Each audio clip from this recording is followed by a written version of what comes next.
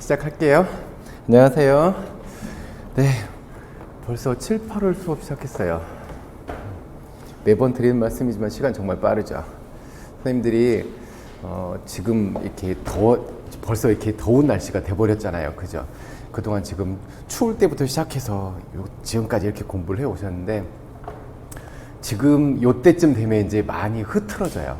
마음도 많이 흐트러지고 이제 되게 싱숭생숭해지잖아. 대부분 사람들이 어디 휴가 간다고 하지, 날도 더우니까 다 공부하는 것도 짜증나지 이러니까 선생님들이 많이 흔들려요. 되게 많이 흔들릴 때야. 이게 나만 흔들리는 게 아니라 전국에 있는 모든 수험생들이 다 이렇게 흔들리고 있어.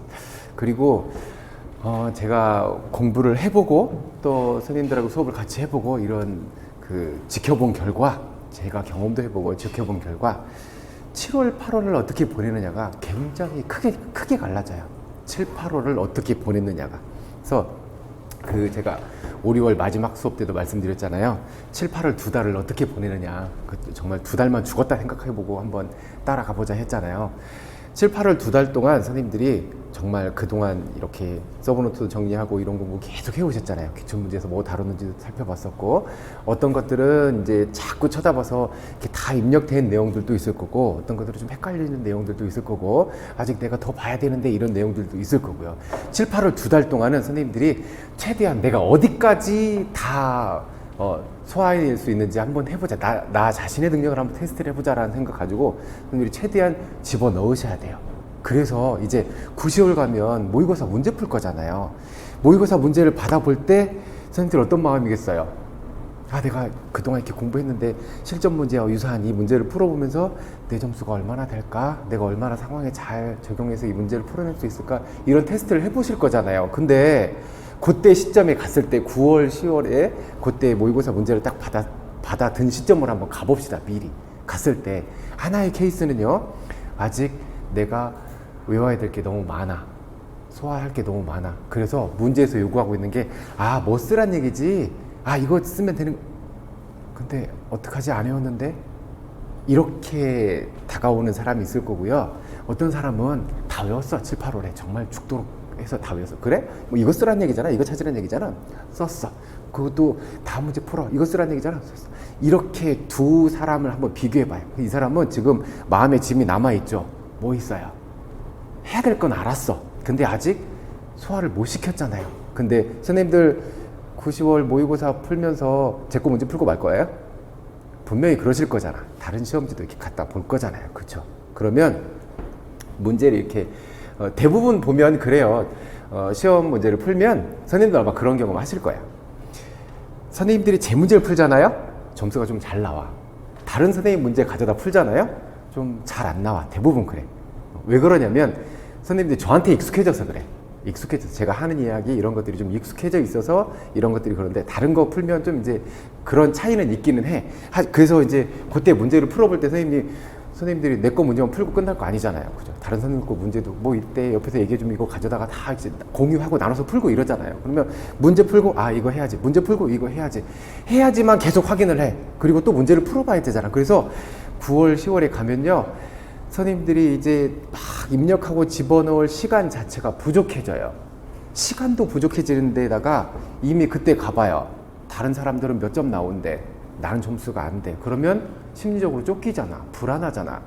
시간도 없지, 내 마음도 불안하지. 그래서 그때 가서 열심히 외우려고 막 집어넣고 하는데 잘 안 들어와. 왜요? 불안한 마음을 갖고 하기 때문에 마음에 여유가 없어요. 잘 안 외워진단 말이에요. 그리고 좀 하다가 이게 잘 안 외워진, 선생님들 공부해 보시니까 어때요? 잘 안 외워지는 내용들 있죠. 걔네들 다시 보려고 그러면 어때요? 기분 좋던가요? 찝찝하잖아. 이거 빨리 해야 되는데 봐도 또 덮었다가 다시 쳐다보면 내가 그렇게 외운다고 외웠는데 왜 이렇게 안 외워지는 거야? 이런 것들이 자꾸 남아있는 거잖아. 그때까지. 그죠? 쉬운 건 빨리 내가 소화됐으니까 다시 보면 반갑고, 그네들이 남아있는데 그네들을 볼 때마다 선생님들 마음이 자꾸 이러기 때문에 힘들어. 그때는 심리적으로 힘들고 시간으로도 힘들고. 그래서 7, 8월 선생님들이 계획을 한번 다시 세워봐요.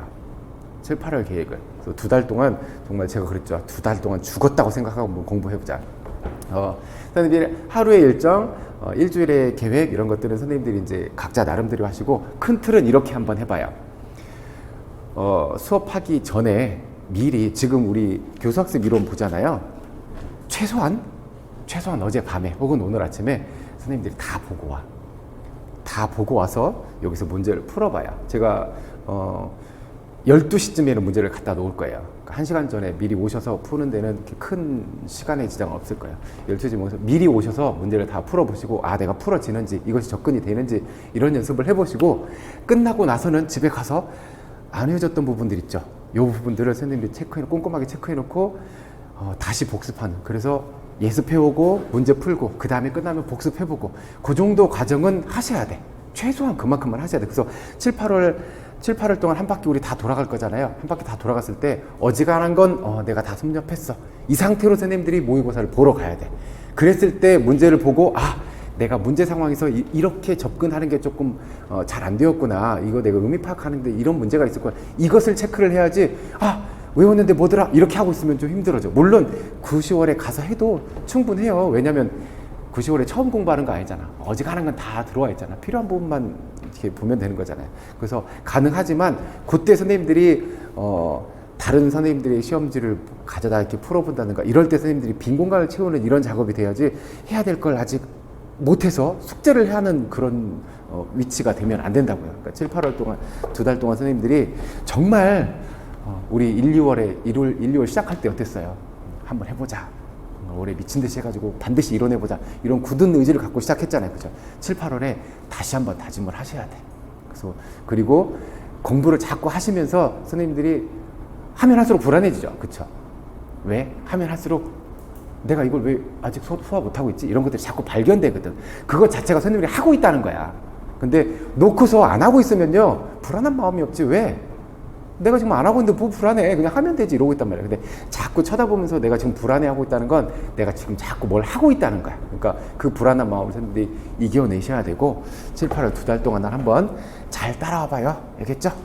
그러고 나면 9, 10월 정말 재밌어질 거예요. 자, 갑시다. 자, 교수학습 이론 봅시다.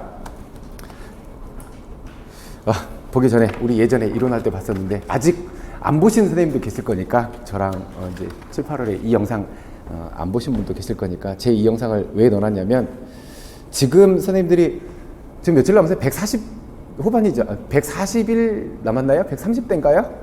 그 정도 시간 남았죠. 143일? 143일 남았어요? 그죠? 지금 이렇게 6개월 공부를 하고 이제 7월 이렇게 시작했는데 그동안 공부해온 것을 보면서 실제로요, 수많은 사람들이 이렇게 포기를 해요. 반포기를 해. 그런 사람들 많아요, 진짜로.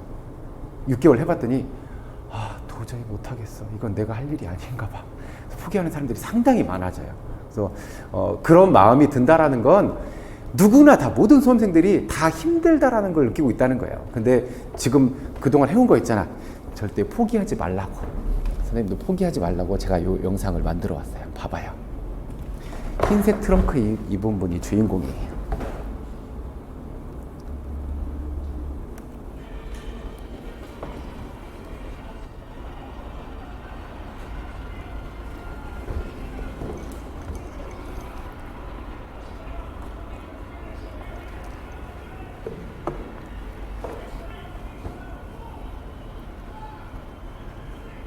얼마나 힘들면 마우스피스를 빼버렸겠어요.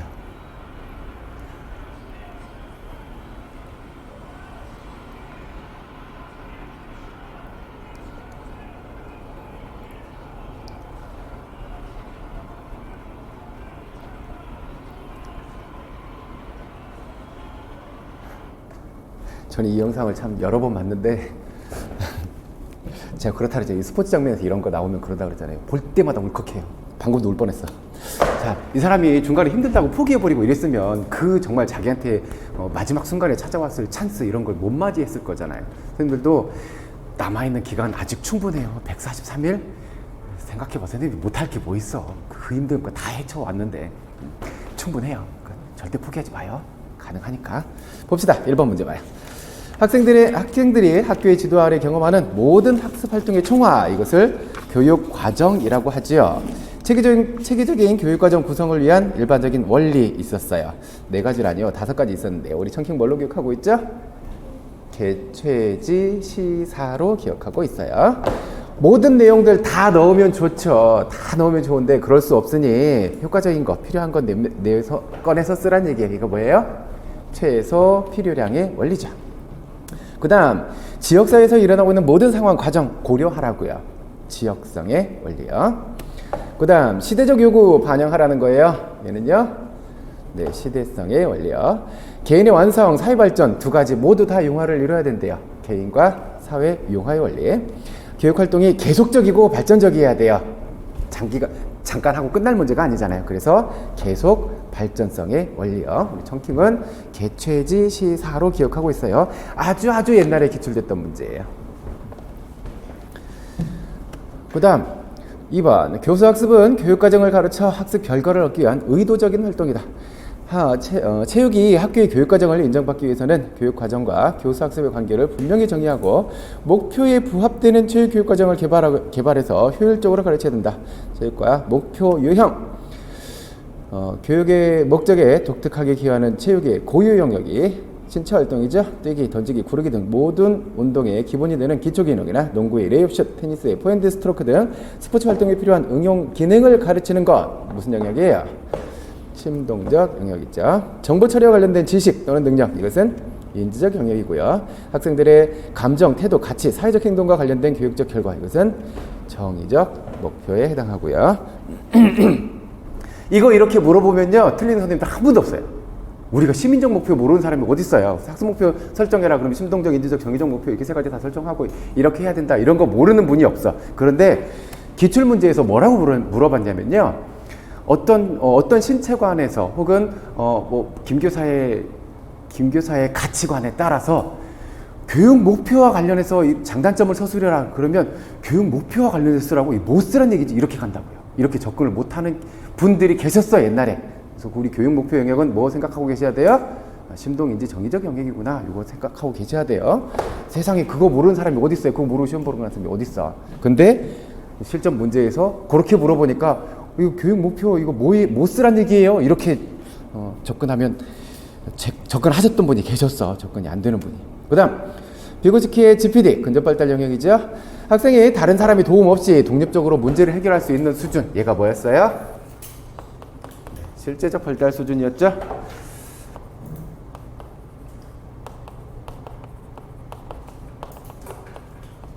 혼자 해결할 수 있는 부분이죠. 그리고요, 요 밖은요, 다른 사람의 도움을 얻어서 문제를 해결할 수 있는 수준, 여기가 뭐였어요?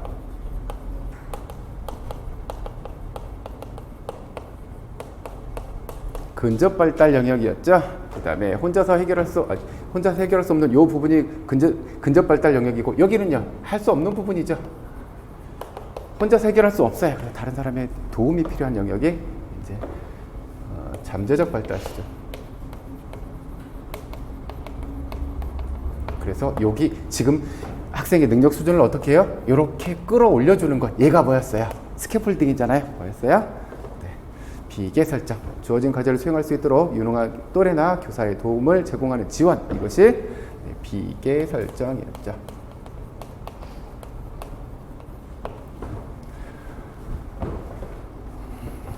그 다음 4번 봅시다. 피아제의 인지발달 이론과 비고치키의 사회문화 이론 비교해보래요. 피아제는 왜 인지발달 이론이라고 그랬어요?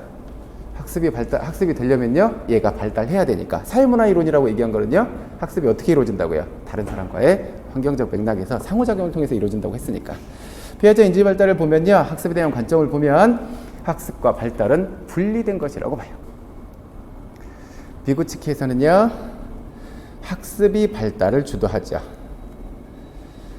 그 다음 사고와 언어. 여기에서의 사고와 여기에서의 언어는 주로 혼잣말 생각하시면 돼요. 아이들이 혼잣말을 하잖아요. 우리도 그렇잖아요. 뭐 이렇게 주어진 문제가 있으면 혼잣말 중얼중얼 하잖아요. 중얼중얼 하는 이 혼잣말이 피아제 인지발달 이론에서는요, 혼잣말을 얘가 왜 중얼중얼 하고 있어요? 할 수 있으면 혼잣말이 왜 필요해요? 그냥 하는 거죠. 그래서 자기중 중얼 여기 나와 있구나. 이 부분이고, 언어를 사용하는 것, 이것은요, 발달이 됐으니까 언어가 나온다고 얘기하고 있고요. 비고치키의 사회문화 이론에서는요, 언어는 인지 발달에 매우 중요하다고 얘기해요. 그래서 나온 게 얘예요, 얘. 언어가 인지 발달이 매우 중요하니까요. 그래서 자기중심 언어, 혼잣말 있잖아요. 여기는요, 미숙한 사고예요. 그래서 어떤 문제가 주어졌을 때 해결하지 못하기 때문에 자꾸 중얼중얼 한다는 거예요. 해결할 수 있으면 혼잣말이 왜 필요해요? 여기서는요, 비고치크의 사회문화 이론에서는요, 혼잣말을 중얼중얼 하면서 그 과정에서 이렇게 하다 보니까 문제가 해결되더라라고 하는 게 그 혼잣말은 문제 해결의 수단이 된다라고 하는 거예요. 문제 해결을 위한 사고의 보조 도구로 사용한다고요. 그래서 아동을 보는 입장은 인지발달 이론에서는 스스로 세계를 구조하고 이해하는 존재예요. 스스로. 사회문화 이론에서는요, 타인과의 상호작용. 발달 단계는 학습 방법은 피아제 인지발달 이론에서는 스스로 독립적으로 발견하는 사람이고요. 비고치크의 사회문화 이론에서는 문화적 맥락에 따라서 타인과의 상호작용을 통해서 학습의 방향을 봐요. 여기에서는 인지발달 이론에서는 내부에서 외부로. 여기서 발달이 일어나니까 어때요? 언어를 사용하게 된다라고 하는 거고, 여기서는요, 다른 사람과의 상호작용을 통해서 나의 발달이 일어난다고 보고 있어요. 피아제 인지발달 이론에서는 발달 단계 제시했죠. 감, 전, 구, 형을 해요. 다음 문제로 보면 될 거예요. 비고치크의 사회문화 이론에서는 발달 단계에 대한 제시는 없고요. 그 다음에 인지적 발달 단계에 있었죠. 언어 습득 전 기간, 사물은 변하지 않고 운동 반응은 목적 없이 일어난다고 생각한다. 세계는 어린이가 그것에 작용하는 방식대로 존재한다고 생각한다. 0세에서 안 보이겠구나.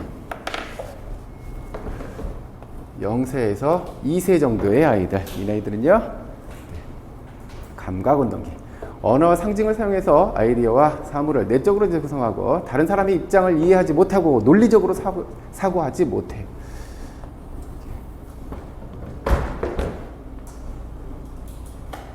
그래서 자기중심적 사고만 하고 있는 거죠. 내 입장에서만. 2세에서 7세 아이들.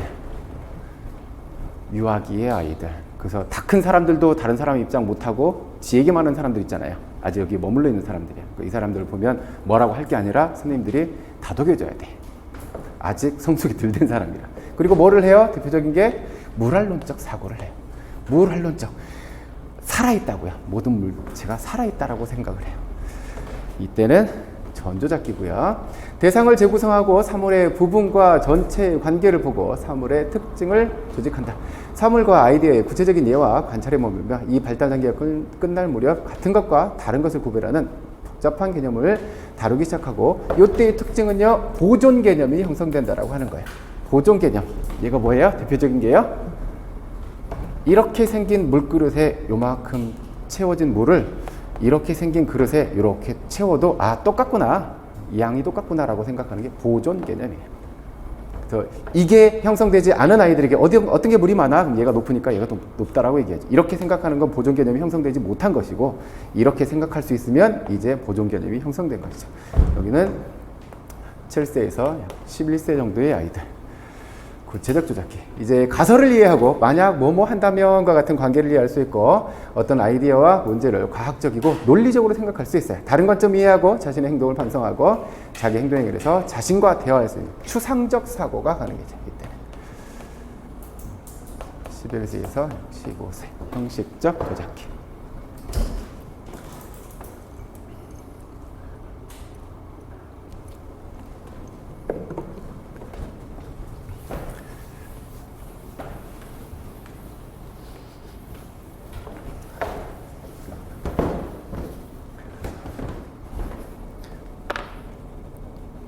다음 6번 봅시다. 아까 물활론적 사고 있었죠? 모든 물건들은 다 살아있다라고 생각하는. 그래서 물활론적 사고의 3단계는요. 첫 번째, 인간에게 영향을 미치는 모든 것은 다 살아있다라고 생각하죠. 우리 인간에게 영향을 미치는 것 주변에 다 있잖아요. 모든 것들은 다 살아있다고 생각해요. 그러다가요, 움직이지 못하는 건 죽어있구나라는 것을 이제 알게 되죠. 그래서 움직이는 것만 살아있다고 생각해요. 움직이는 것만. 그러다가 이제 어때요? 스스로 움직일 수 있는 것만 살아있구나 라고 생각하는 게 물활론적 사고의 3단계 특징이었죠.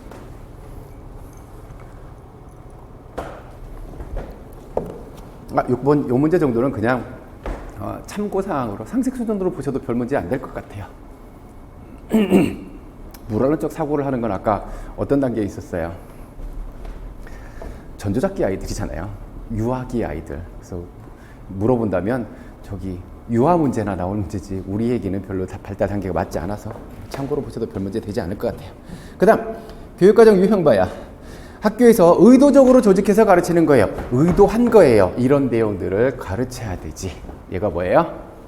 표면적 교육과정 혹은 형식적 교육과정. 이름은 되게 다양했어요. 그래서 어떤 내용들인 거예요? 어떤 걸 의도해요? 바람직한 것을 의도하는 거죠. 대부분의 교과 과정이라고 생각하시면 돼요. 교과 과정, 바람직한 것들, 이런 것들만 가르치려고 하는 거잖아요. 그 다음에 학교에 의도 없이 은연중이에요. 은연중에 배우는 것, 여기에는요 바람직한 것 그리고 바람직하지 못한 것 다 포함되어 있죠. 교사가 얘기하는 말투, 습관 이런 것들까지, 이런 것들 때문에도 아이들이 영향을 받는 거죠. 이거 뭐였어요? 네, 잠재적 교육과정이죠. 그 다음 학교가 소홀히 하거나 의도적으로 가르치지 않는 것. 그래서 요거는 두 가지 특성이 있었죠. 뭐 있었어요?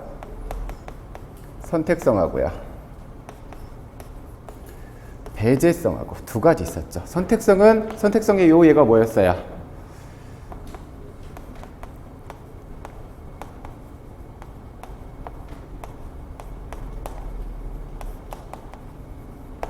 이걸 가르치자니 진화론이 설명이 안 돼요. 창조론을 가르치자니 진화론이 설명이 안 돼. 진화론을 가르치자니 창조론이 설명이 안 돼. 그러니까 어때요? 이걸 가르치기 위해서 얘를 선택해버리는 거죠. 얘가 선택성이고요. 배제성은요, 빼버리는 거죠. 어떤 거요? 대표적인 거. 우리가 이걸 알아야 할 필요가 뭐가 있어. 이런 것들이 대표적인 거죠. 역으로 일본 놈들도요, 그들이 우리와 저기 중국 침략하고 못살게 굴고 데려다가 통나무처럼 실험을 하고 마루타로 데려다가 실험을 하고 이런 역사들을 가르치겠나요? 안 가르치잖아요. 그래서 일본 애들은 어때요? 몰라요. 우리가 얼마나 핍박을 당하고 고통스러운 역사를 가지고 있었는지 일본 아이들은 몰라요. 왜? 안 가르치니까. 얘가 무슨 과정이에요? 영교육 과정이었죠. 혹시 일반 교육학에서도 다룰 수 있는 부분이니까 요거 두 개, 영교육 과정의 두 가지 특성을 좀 잘 생각해 두세요. 일반 교육학에서 충분히 하셨을 거라고 봐요.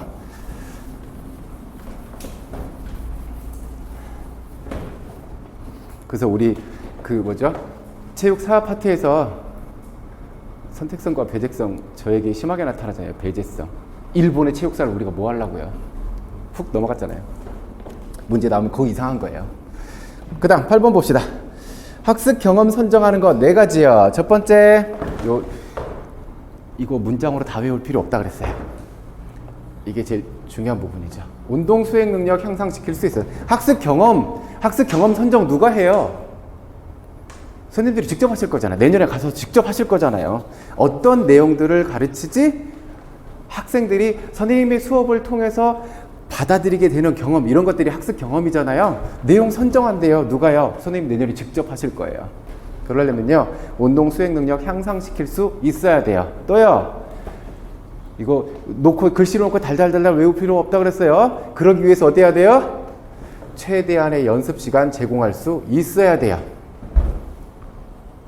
그래야 운동 수행 능력 향상시킬 수 있을 거잖아요. 그 다음에요, 수준에 적합해야 돼요. 뭐 확보하자는 얘기 같아요? 이거 확보하자는 얘기 같죠? 그 다음에요, 나눠서 가르칠 거예요? 네, 시민적 모두 고려해야 되죠? 통합. 이거 좀 잘 신경 써둬요. 내년에 선생님들 실무와 직접 관련된 부분이기 때문에 간단하게 물어볼 수 있는 부분이에요.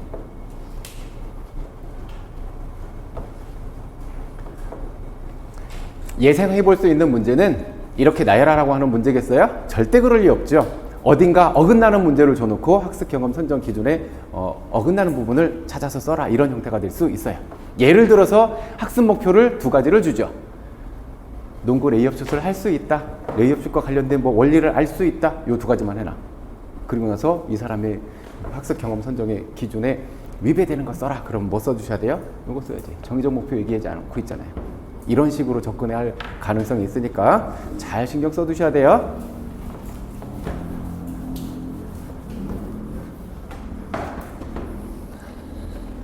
그 다음 출석 점검, 운동복 확인 등과 같은 체육 수업 전후에 반복적으로 일어나는 학생 행동, 이거 뭐라 그랬어요?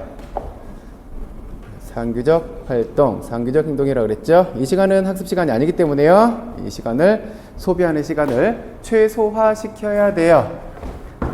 이거 최소화하기 위해서 어떻게 하라 그랬어요? 이렇게 해놓으면 된다 그랬죠. 구조화 시켜놓으면 돼요. 구조화 시켜놓으려면요, 이거 언제 해야 돼요? 언제요? 학기 초에요. 학기 초에 이러한 루틴들을 선생님들이 만들고 학생들에게 알려주고 반복적으로 계속 체크를 하면서 학생들에게 몸에 배워서 학생들이 항상 그 시간이 되면 이러한 일들은 알아서 착착 진행되도록 하는 것, 그게 뭐예요? 구조화 시켜놓은 것이죠. 그래서 우리 기출문제에서 뭐 한번 얘기했었냐면요, 애들이 이게 구조화되어 있지 않아. 그래서 여기에 사용되는 시간이 자꾸 너무 많아져. 그래서 지금 이 시점에서 교사가 어떻게 해야 되느냐고를 물어봤는데, 그때 과정을 봤더니 언제였어요? 3월이었어, 3월. 학기 초였어. 그래서 어떡하라고요? 이렇게 학기 초에 구조화 시켜놓고 아이들에게 연습시켰는데 잘 안 되니까 어떻게 해요? 지속적으로 체크해봐야지. 뒷부분에 다시 또 나올 부분이에요. 하지만 이제 이것이 학기 중 지금 정도, 지금 시기 정도, 이제 곧 방학할 때인데 요 시기까지 왔을 때 지속적으로 체크하고 이러고 있으면 어때요? 이러면 이제 시간이 많이 소비되겠죠. 10번 봅시다. 운동과제를 직접 가르치는 교수 행동. 운동과제 가르치는 거예요. 무슨 행동이에요? 지도 행동이고요. 운동과제를 가르치는 데 도움이 되도록 학습 환경 조성하는 것. 이것은요, 운영 행동이고요. 이것도 기출문제로 주어진 적이 있었어요. 이러한 형태로요. 과제 수행 방법 설명하고 관찰하는 거, 이거 무슨 행동이에요? 지도 행동이죠. 운동과제 수행할 수 있도록 연구, 학생, 공간 정리한대요. 환경 조성하는 거잖아요. 무슨 행동이에요? 운영 행동이죠. 학생의 과제 수행 도와주는 것, 무슨 행동이고요?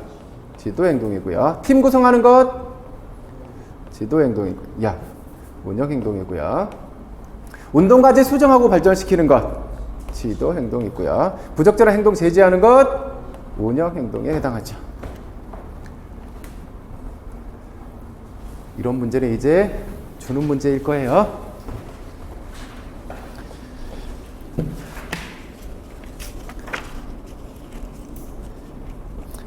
선생님들이 요 문제를 이렇게 받아서 풀어보실 때 아마 그런 생각 드셨을걸요? 이렇게 뭘 쓰라는 거지? 이런 부분이 좀 많이 있을걸요? 대표적인 게 요걸걸요? 운동기능 학습에 대한 행동주의적 접근이에요. 행동주의적 접근. 행동주의적 접근에서는요, 행동주의, 얘가 뭐였어요? SR 이론이잖아요. 어떤 자극을 주면 어떤 반응이 일어나더라. 아이들에게 교사가 이 자극을 주면 아이들에게 이런 반응이 일어날 거다라고 하는 게 행동주의적 접근이잖아요. 그러면 아이들의 행동 형성, 여기에 중요한 아이들의 행동 형성이 얘가 리스폰. 이러한 행동이 형성될 거예요. 뭐가 중요해요? 얘가 중요해요. 외부에서 어떤 자극을 주느냐가 중요하다. 그래서 외부 환경의 역할. 요 행동주의 접근에서는요, 외부에서 자극을 어떻게 주니까 반응이 이렇게 일어나더라라고 하는 입장인 거고, 뒤에 나와 있는 정보처리 이론에서는요, 정보처리 이론, 컴퓨터 연산 과정처럼 안에서 이러한 연산 절차가 일어나고 이런 과정이 일어나더라라고 하는 거잖아요. 그래서 행동주의적 접근, 이렇게 보면 정보처리. 정보처리 이론에서는요, 뭐가 중요해요? 이제 이 과정이 어디서 일어나요? 요 안에서 일어나잖아요. 다음 문제로 볼게요. 그래서 이 접근은 학습자의 관찰 가능한 행동에 초점을 맞춰요. 어떤 행동이에요? 관찰 가능한 행동에 초점이 맞춰져요. 관찰 가능한 행동들이요. 그래서 제가 수업 때 무슨 말씀 드렸냐면 수업 운영의 효율성 혹은 실제 학습 시간 확보 방안 이런 측면에서 교사가 다른 수업을 참관하면서 체계적 관찰 도구 가지고 이 수업을 사정했잖아요. 그쵸? 그래서 어떤 행동에 얼마만큼 시간이 사용되고 어떤 행동에 얼마만큼 시간이 사용되고 혹은 빈도가 얼마만큼 사용되고 체크해 봤잖아요. 그래서 어떤 방법들이 있었어요? 체크리스트 있었죠. 사건 기록법, 지속 시간 기록법, 동간 기록법, 시간 표지법 이런 방법들이 있었잖아요. 그래서 이러한 방법들을 통해서 궁극적인 목표는 어디에 있었어요?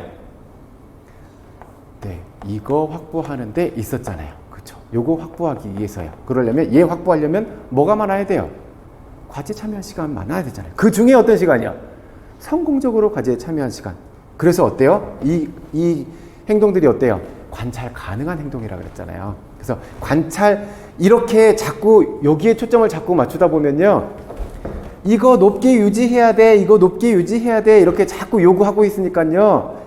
이거 높게 유지하려고 애쓸 거잖아요. 학생들이 높은 성공률을 보이면서 과제에 참여하는 시간 이거 많이 확보하는데 초점이 주어져 있을 거잖아요. 그래서 어떤 시간이 있었어요? 정보 수용 시간이 있죠. 학생들이 교사의 설명을 보고 시범을 보면서 받아들이는 시간이에요. 이 시간은요. 정보를 수용하는 시간. 이 시간은 체크는 가능하죠. 그죠? 교사가 몇 분 동안 설명했대. 시범을 몇 분 동안 보였대. 아이들이 이거 잘 관찰하고 있었대. 정보 수용 시간이에요. 이 시간이 여기에 포함시키기에는 무리가 있죠. 왜요? 애들이 보고 이렇다고 해서요. 실제로 학습이 일어났다고 볼 수 있어요? 왜요? 그래서 우리가 그래요. 인지적인 학습이 됐든 운동 학습이 됐든 학습이라고 하는 것은 어떤 개념이었어요? 행동 변화가 어떻게 해요? 비교적 장기적으로 일어나야 되잖아요. 일시적인 변화 말고. 그래서 어떻다 그랬어요? 직접 관찰이 불가능하다 그랬죠. 그러니까 요 시간도 어때요? 직접 관찰 가능한 시간은 아니잖아요. 그래서 ALT 높게 유지해라 이렇게 자꾸 강조하면요. 어떻게 된다고요? 관찰 가능한 행동에 초점을 두고 있기 때문에 어떤 시간이요? 어떤 영역에서요? 인지적 영역에서의 발달은 별로 고려해주지 못해요. 그럼 우리가 한번 생각해 봅시다. 쌤들. 수업 모형 중에 탐구 수업 모형이 있었죠. 탐구 수업 모형. 주제가 뭐였어요? 문제 해결자로서의 학습자. 그래서 어땠어요? 교사가 학생들에게 학습해야 할 내용을 어떤 형태로 제공했어요? 질문의 형태로 제공했어요. 그럼 학생들은요? 생각해야지. 자꾸 생각해야지. 그러면 이 수업 모습을 한번 떠올려 봅시다. 학생들이 생각하면서 이런저런 시도를 이렇게 자꾸 한대. 그럼요. 생각하면서 질문의 형태로 받아들이고 생각하면서 자꾸 이렇게 여기에 참여한대. 이게 성공적인 수행을 하고 있는지 아닌지는 볼 수 있죠. 예를 들어서 우리 기출문제에 나와 있는 것처럼 평균대에서 균형을 잃지 않고 이렇게 걸어가서 방향을 전환하고 이것을 떨어지지 않고 이렇게 할 수 있는 방법에 대해서 한번 고민해봐요. 이랬을 때 어떤 아이들은 이렇게 걸어가다니고 어떤 아이들은 팔도 벌려보고 어떤 아이들은 뭐 장대도 들어보고 이런저런 다양한 시도들을 막 해볼 거잖아요. 다양한 시도들을 해보는 가운데서 어땠을까요? 무수히 떨어졌겠죠. 자꾸 떨어졌을 거 아니야. 그죠? ALT 높게 유지하고 있다고 볼 수 있어요? 실패했잖아. 실패했으니까는. 그래서 자꾸 이렇게 그 체계적 관찰 도구를 통해서 이 수업에 관찰 가능한 행동들, ALT 높게 유지하기 위해서 이렇게 초점을 맞추면 인지적 영역에 대해서는 소홀해 버릴 수 있다는 단점이 있다라고 원서에 표시 이렇게 설명하고 있으니까 그 부분도 좀 생각해둬요.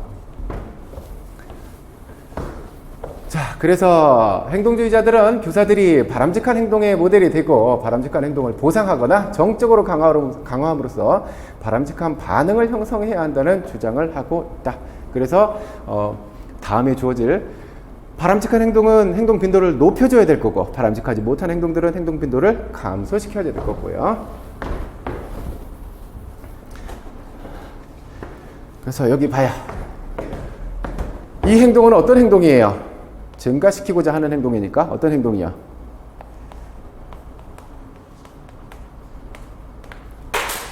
안녕. 바람직한 행동이겠죠?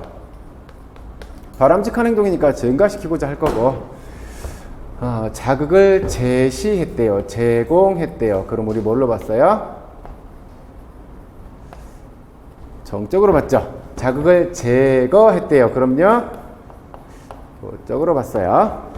행동을 증가시키고자 하는 거예요. 얘는 감소시키고자 하는 거예요. 무슨 행동이니까요? 바람직하지 못한 행동이니까 감소시키려고 했겠죠. 그래서 자극을 제공함으로써 행동을 증가시키고자 하는 건 뭐였어요? 정적 강화죠. 행동을 증가시켜야 되는 건 강화. 이때의 자극은 어떤 자극이었어요? 네, 쾌자극이죠. 좋은 자극을 주니까 좋아서 그 행동 빈도가 늘어나는 거잖아요. 그 다음에 자극을 제거해낸대요. 그러면 부적 강화에 해당할 거고요. 이때의 자극은요, 이 자극이 사라지니까 좋아져. 좋아하니까 행동 빈도가 늘어나요. 그러니까 이건 뭐예요? 이때의 자극은요, 뺏어가니까 좋아한대요. 불쾌자극을 뺏어가야 좋아하겠죠. 그 다음에 자극을 제공함으로써 행동을 감소시켜요. 정적 처벌에 해당하겠죠. 이때의 자극은요, 이 자극을 받으니까 싫어서 다음에 그 행동을 안 하게 되겠죠. 어떤 자극이야? 불쾌 자극일 거고요. 자극을 제거해낸대요. 그러면서 행동이 감소한대. 그러니까 부적 처벌에 해당할 거고요. 이때의 자극은요, 뺏어가니까 싫어해. 이 자극은요, 네, 쾌자극에 해당하겠죠. 이렇게 칸에 집어넣어라 라고 하는 문제는 절대 안 나와요. 문장으로 교사가 학생에게 어떤 행동을 하라고 어떻게 요구했는지 이런 것들에 대해서 수반성을 가지고 물어볼 거예요.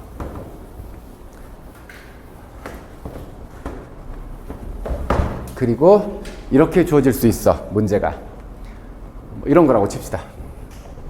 김 교사는 철수에게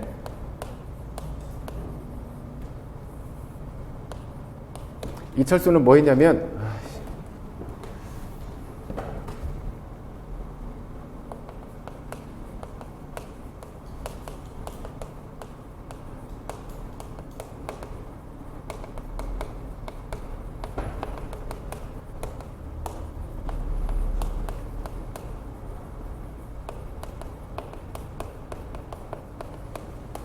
수업 중에 방해 행동을 하니까 철수한테 끝나고 기구 좀 정리해 라고 시켰대요.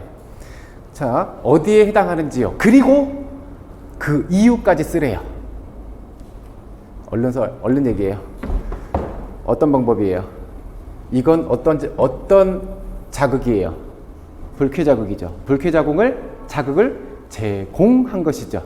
불쾌 자극을 제공했어요. 그러니까 정적이겠네요. 방해한 이 행동을 어때야 돼요? 감소시켜야 되잖아요. 그러니까 뭐 해야 돼요? 처벌에 해당하겠죠. 그래서 유형은 뭐라고 쓰시면 될 거고요. 정적 처벌. 이게 정적 처벌인 이유를 쓰래요. 뭐라고 써주실 거예요? 이거 써주셔야지. 어떤 자극을 어떻게 했는지. 불쾌 자극을 제공함으로써 바람직하지 못한 행동 빈도를 감소시키고자 했기 때문에 정적 처벌에 해당한다. 이렇게 써주셔야 되겠죠. 그냥 만약에 그런 문제가 주어졌다고 하면요, 만약에 이렇게 답을 썼다고 생각해봐요.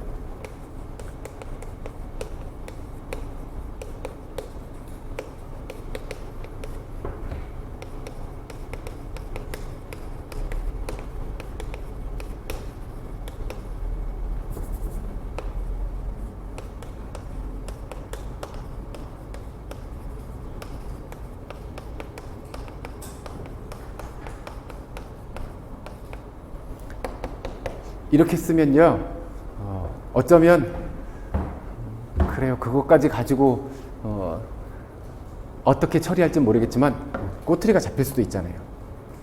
자극, 어떤 자극인지요. 어떤 자극인지까지 명시해주면 꼬투리 잡힐 일은 없겠죠. 뭐라고요?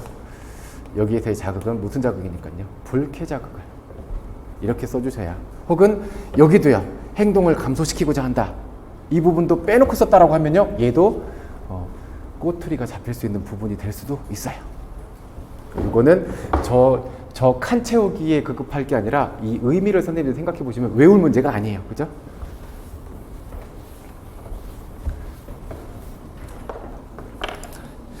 그 다음 14번 봐요. 운동기능 학습에 대한 정보처리 이론이에요. 이제 정보처리 이론 컴퓨터 연산 과정에 비유하고 있어요. 그래서 이렇게 자극이 입력되면요, 어디에서요?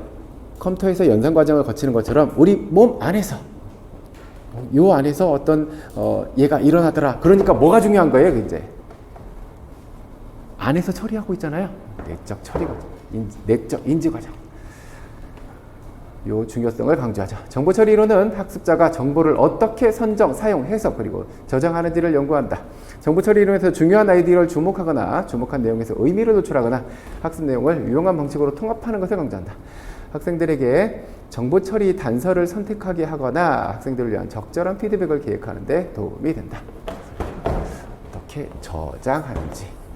저장소. 정보 저장소 뭐뭐 있었어요? 감각기억. 수많은 정보들이 오감에서 입력되는 감각기억. 그리고요, 내가 거기에 어떤 의미를 두고 내가 얼마만큼 주의를 집중하는지에 따라서 선택적으로 받아들이는 무슨 기억이야? 단기기억. 그리고 단기기억에 들어온 정보들을 어때요? 선생님들이 의미를 부여하고 시연을 하고 부호화를 하고 이런 과정을 거쳐서 이제 영구적인 정보 저장소로 넘어가는 어떤가요? 이렇게 넘어오게 될 거고, 장기 기억에 들어온 정보들은요, 인출이 되거나 그렇지 않으면 인출이 실패하거나 이렇게 되겠죠. 그래서 선생님들이 시험 보러 가실 때 어때야 돼요? 대부분은 여기에 들어가 있어야 돼요. 1년 동안 우리가 공부하고 있는데 대부분 일로 들어가야 돼. 하지만 다 집어넣고 가자면 얼마나 좋겠어요. 그렇죠? 하지만 어떤 것들은 어때요? 아직 여기에 머물러 있는 아이들도 있지요. 그래서 9월, 10월에 선생님들이 모의고사 이렇게 보면서 모의고사 기간에 많은 분들이 어떤 실수를 하느냐면, 어떤 오류를 경험하게 되느냐면, 내가 정말 봐야 할 중요한 내용들 있잖아. 내가 써보는 정리해 놓은 중요한 내용들. 이것들을 내가 계속 입력하고 내가 소화시키고 이 작업을 해야 되는데 9, 10월에 뭐 하고 다녀요?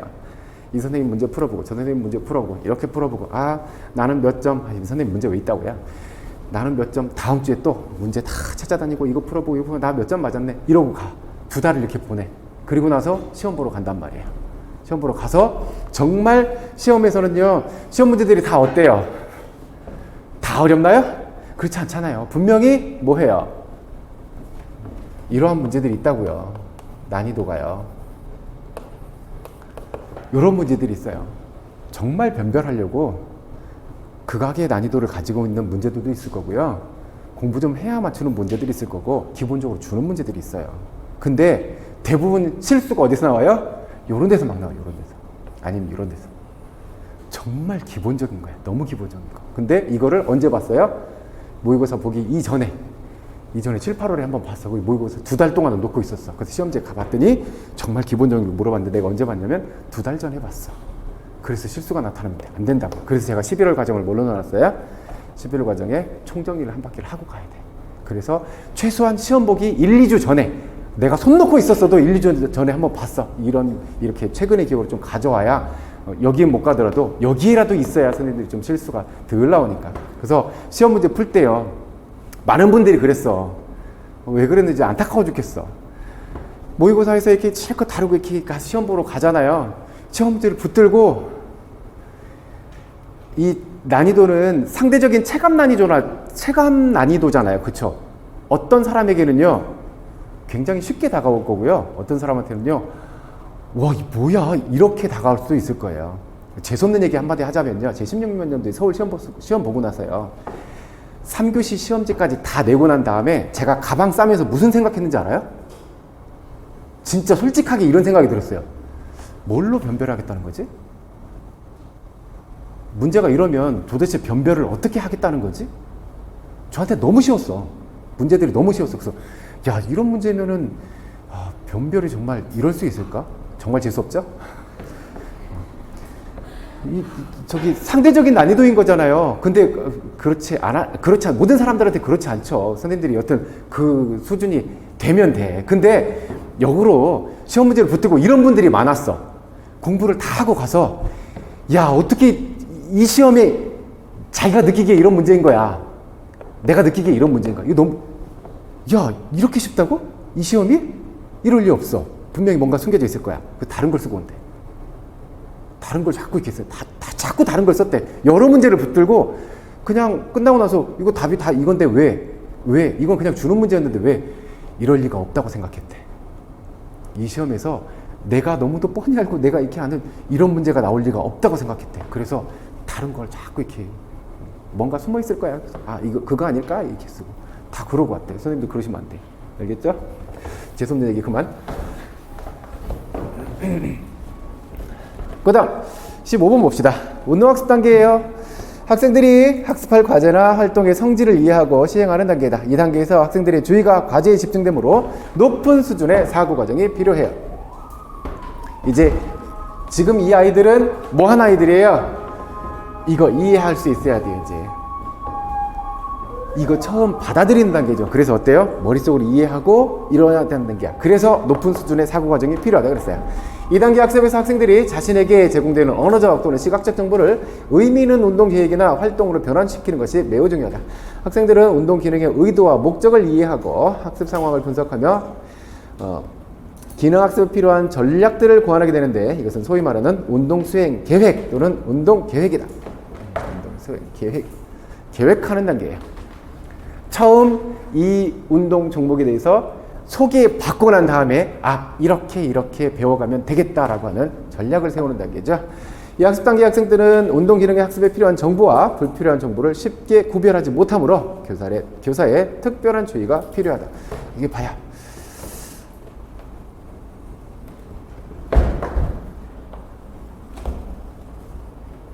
이 단계에 있는 아이들은요, 이 운동 학습을 하는데 이런 것들은 필요하고 이런 것들은 필요하지 않아, 이런 것들을 구별하지 못한대요. 그러니까 그 역할을 누가 해줘야 된다는 거예요? 교사가 해달란 얘기죠. 무슨 단계예요? 처음 소개받고 받아들이는 인지 단계에 대한 얘기죠. 자, 또 훅 들어갈 거예요. 이건 피처와 포슨의 운동학습 단계 얘기하고 있고요. 젠타일의 운동학습 단계. 젠타일이 운동학습 단계를 뭘로 구분했어요? 힌트 드렸어요? 2개라고요.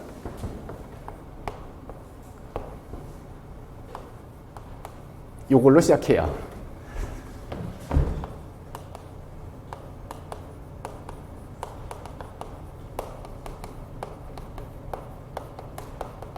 그리고요,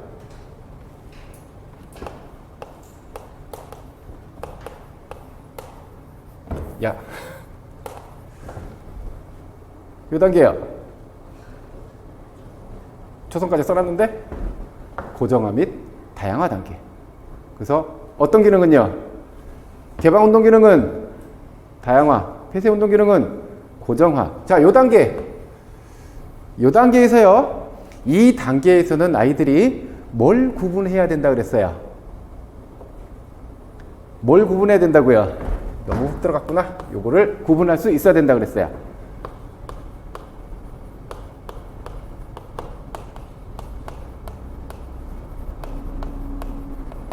조절 조건과 비조절 조건을 구분할 수 있어야 된다 그랬어요. 조절 조건이 어떤 거였어요?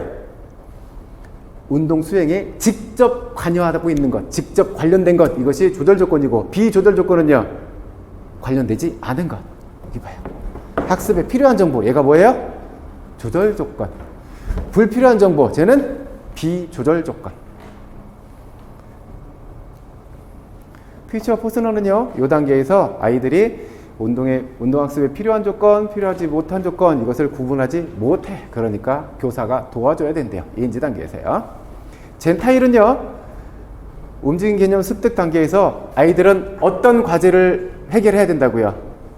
조절 조건과 비조절 조건을 구분할 수 있어야 돼요. 그래서 어떻게 해야 된다고요? 조절 조건은 받아들이고 비조절 조건은 버릴 수 있어야 된다고요. 이 단계의 특징이 움직임 개념 습득 단계예요. 이거 잘 받으셔야 돼요.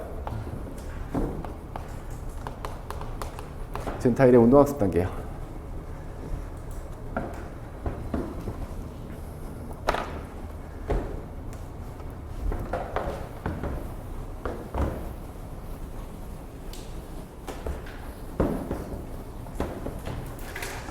젠타일은 운동 기능을 둘로 구분했어요. 뭐와 뭘로야? 뭘로 구분했어요?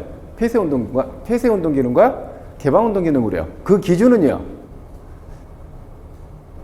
뭘 기준으로 해요? 환경적 조건의 변화 유무에 따라서요. 환경 조건이 변하면 개방 기능으로, 변하지 않으면 폐쇄 기능으로. 그래서 그 단계에서 어때야 된다고요? 고정화 및 다양화 단계에서 폐쇄 기능은 고정화해야 되고 개방 운동 기능은 다양화해야 되고. 이거 잘 봐도요. 올해 분명히 강조했어요. 그다음 피셔 퍼슨의 운동학습 단계예요. 이 단계에서는 최저 수준과 최고 수준 사이에서 일어난다. 이 단계 학습은 적절한 피드백을 수반한 의미 있는 연습 기간이다. 연습이 필요해요. 이제 이 학습 단계 학생들은 주로 운동 기능의 시간 패턴이나 타이밍 또는 조정력을 향상시키는 데 주의를 집중한다. 이 운동 학습 단계에서 가장 중요한 것은 연습과 적절한 피드백. 중간 단계예요. 이게 무슨 단계였어요? 연상 단계 혹은 연합 단계.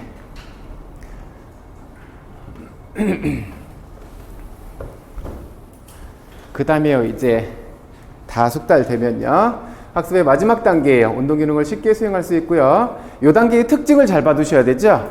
무슨 단계예요? 이 단계는 일단 자동화 단계이죠. 자동화되어 있으니까요. 아이들은 이 단계에 있는 아이들은 주의를 어디에 돌릴 수 있어요?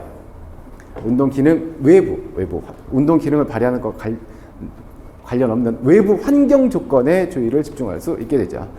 이 학습 단계 학생들은 운동 기능 수행 자체보다 상대방의 움직임이나 빈 공간과 같은 다른 차원의 주의를 집중할 수 있다. 즉, 운동 기능 학습보다 그 기능의 사용에 더 큰 관심을 갖게 된다. 학생들은 게임 전략, 연습 조건 등에 더 큰 관심을 갖는다. 다른 차원의 주의를 집중할 수 있게 된다고요. 이 특징도 잘 봐두셔야 돼.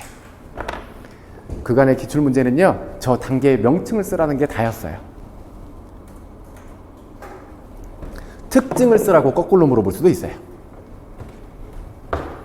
지금 철수가 운동 수행을 이렇게 하고 있어. 이 단계의 특징을 쓰라고.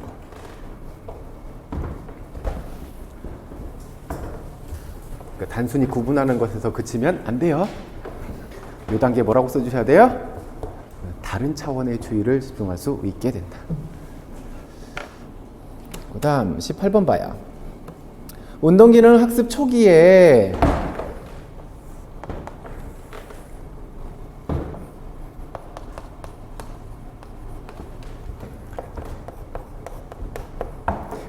초기 이제 막 배웠을 때야. 초기에 급격한 향상이 있은 다음에 더 이상 증가하지 않고 정체되는 구간, 여기가 뭐라 그랬어요? 고원 현상이었죠. 이제 후기로 왔어요. 애가 충분히 숙련된 상태죠. 그러니까 운동 기능 수준이 어땠을까요? 이미 높아져 있겠죠. 이 상태에서요, 올라가지 않고 오히려 저하된 시기, 이걸 뭐라 그랬어요? 슬럼프라고 했죠. 수업 시간에 그 설명해드린 기억이 있는데, 그 아노런이에서요, 그 운동 선수들 나오잖아요. 그래서 슬럼프 극복 방법에 대해서 얘기하는데, 박세리가 뭐라고 슬럼프 극복하는 방법을 박세리가 뭐라고 얘기할게요? 이렇게 얘기했어요. 그냥 하면 돼. 그냥 하면 돼. 슬럼프가 정확하게 설명을 해줘요, 박세리가. 그래서 우리 여기 공부하고 간 줄 알았어. 뭐라고 설명해 주냐면, 네가 슬럼프가 왔다라고 하는 건 이미 네 기능이 최상까지 올라갔다는 얘기야. 이미 최상까지 올라가 있어. 근데 잠깐 안 되는 건 부상을 당했다거나 뭐 다른 데 신경을 쓰거나 이런 것 때문이지 실력이 부족해서가 아니잖아. 하던 대로 그냥 하면 돼. 하다 보면 다시 돌아와. 다음에 뒤에 문제랑 같이 연결해 볼게요. 스미스가 제시한 슬럼프의 원인 4가지. 하나의 요소에 지나치게 집중하고 있으니까요. 하나의 요인에. 그러니까 예를 들어서 저거 이제 박세리가 얘기했으니까 골프라고 친다면요. 얘가 이제 정확하게 잘 안 맞는다는 거잖아. 아, 왜 자꾸 슬라이스가 나 이렇게 비켜나가는 거지? 그래서 아, 내가 클럽 헤드가 열리나? 뭐 이런 것, 그것만 지나치게 신경을 쓴다라는 거예요. 그것만. 왜? 우리가 스윙할 때 그것만 신경 써야 돼요? 아니잖아. 클럽 헤드의 뭐 스윙 속도라든지 궤정이라든지 이런 것들까지 다 신경을 써야 되잖아. 근데 그것만 신경 쓴다는 거야. 그리고요, 서로 다른 요인에 주의가 동요해요. 이렇게 하자니 저렇게 하자니 이렇게. 또 하나는요, 요소들 간의 협조에 지나치게 집중하거나 과정을 지나치게 의식한다. 이제 박세리가 했던 말 떠올려 봐요. 왜 클럽 헤드가 열리나? 이것 때문인가? 저것 때문인가? 내가 스윙이 잘못됐나? 자꾸 이런 거에 신경 쓴다고요. 그래서 어때요? 내가 신경 써야 될 그 많은 요소들 중에 이게 안 되는 건가? 저거 안 되는 건가? 이러지 말고 그동안 얼마나 연습을 많이 했고 얼마나 실력이 지금 요만큼 올라와 있는데 그런 것들을 왜 다 신경 쓰고 그냥 하라고. 그냥 하던 대로 하라고. 그러다 보면 정상적으로 이렇게 돌아오고 이럴 거니까 그냥 하라고. 지나치게 다른 거에 신경 쓰지 마라.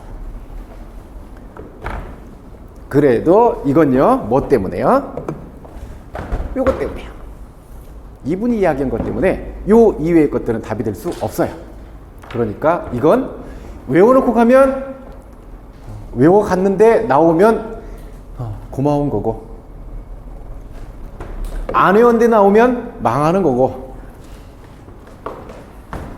선택은 선생님들이 해요.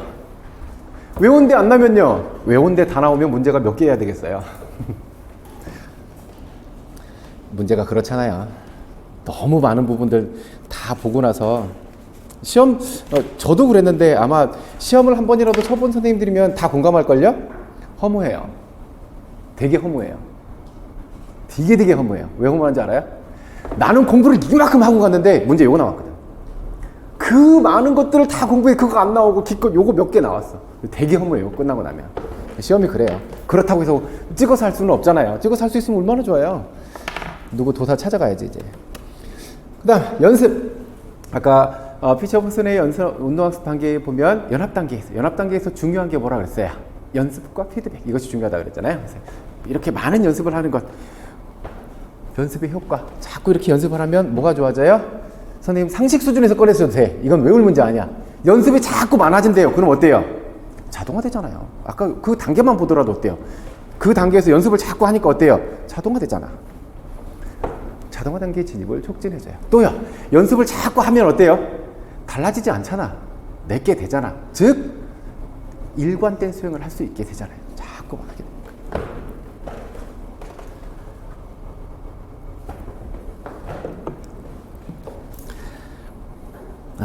자, 요 페이지까지 봅시다. 피드백은 학습자가 자신의 운동 수행에 관해서 얻는 정보이다. 피드백은 두 가지 특성을 가지고 있다. 자, 첫 번째 거, 피드백을 뭘로 구분해놨는지 봐봐요.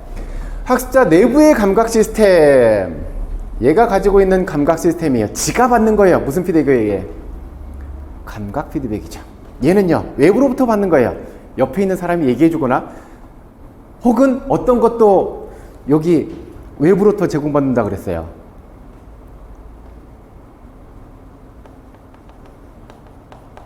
이렇게 보는 것도 외부에서 제공받는 거예요. 선생님들 생각해봐요. 선생님들 그거 많이 하잖아요. 휴대폰으로 내가 운동 수행하는 것 촬영해놓고 제대로 됐는지 가서 화면을 다시 돌려봐. 내부 감각 시스템으로 받은 거예요? 영상을 통해서 받은 거예요? 외부에서부터 받아야 되는 거죠. 선생님들 헷갈리시 말아야 할 게 이거예요. 내가 휴대폰을 놓고 촬영을 했어. 그리고 내 걸 다시 다시 돌려봐. 이건 무슨 피드백인 거예요? 외부로부터 제공받는 거예요. 그래서 얘는 어때요? 보강 피드백에 해당해요. 이것을 감각 피드백으로 보시면 안 돼요. 선생님, 내 눈으로 봤잖아요. 그러니까 감각 피드백이죠. 이러면 안 된다고요. 그 다음에요, 목표 달성 여부래요. 성공, 실패, 골, 노골. 이건 어때요? 어디에 초점이 져 있어요? 결과에 주어져 있죠. 운동 수행 자체, 운동 수행에 관한 느낌, 형태적 특성. 얘는요, 네, 수행 지식에 해당하죠. 한 가지만 더. 원서에도 요거 구분해 놓고 원서에도 요 밑에 이 설명을 해놨어. 뭐냐면요, 선생님들 봐봐요. 감각 피드백이에요. 결과 지식과 수행 지식 생각해봐요. 자, 구체적인 상황을 설정해 드릴게. 농구 자유투를 쐈어요. 자유투를 쏴서 골이 들어갔어요. 들어가는 걸 내 눈으로 봤어. 여기 둘 중에 하나. 감각 피드백이에요? 보강 피드백이에요? 슛이 들어가는 걸 내 눈으로 봤다고요. 감각 피드백이잖아요. 그렇죠? 내가 지금 쐈어. 골 들어갔네? 무슨 피드백이냐고요? 내가 봤잖아요. 감각 피드백이잖아요. 그렇죠? 쏠 때 손끝에 빠져나갈 때 공이 내 손끝을 빠져나갈 때 이상하게 스핀이 과도하게 많이 들어간 것 같아 라는 걸 느꼈대. 수행 지식이에요? 결과 지식이에요? 수행 지식이잖아요. 내가 지금 쏠 때의 느낌이니까. 결과 지식은요, 들어갔어 안 들어갔어고. 손끝에서 빠져나갈 때 어떻게 빠져나갔어? 이 느낌을 받아들이는 건 수행지식이잖아요. 그쵸? 봐봐요. 결과지식은요.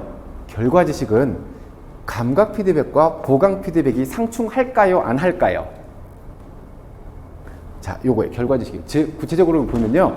골이 들어갔는지 안 들어갔는지 이것은 내가 스스로 받아들이는 내 감각 피드백하고 주변에서 사람들이 이야기해준 보강 피드백하고 상충할까요? 안 할까요?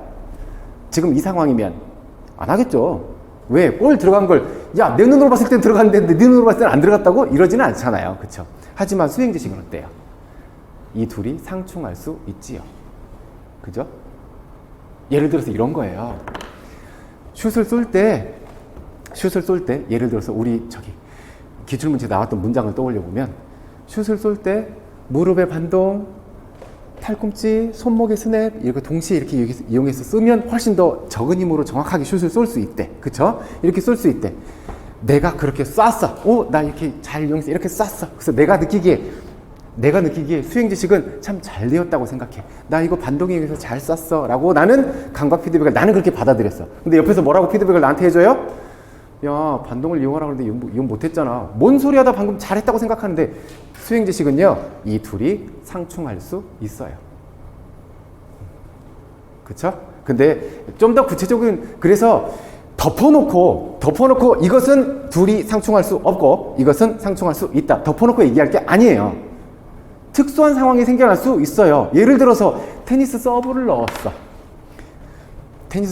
그 빠른 속도의 테니스 서브를 넣었어. 내가 보기에 아웃이야. 근데 심판은 인이래. 이럴 수 있잖아요. 이건요 결과지식이죠. 인인지 아웃인지 결과지식이잖아요. 둘이 상충할 수도 있죠. 그 상황에 따라 달라질 수 있는 부분이니까 덮어놓고 외우지는 말자는 거예요. 우리 좀만 쉬었다 갑시다.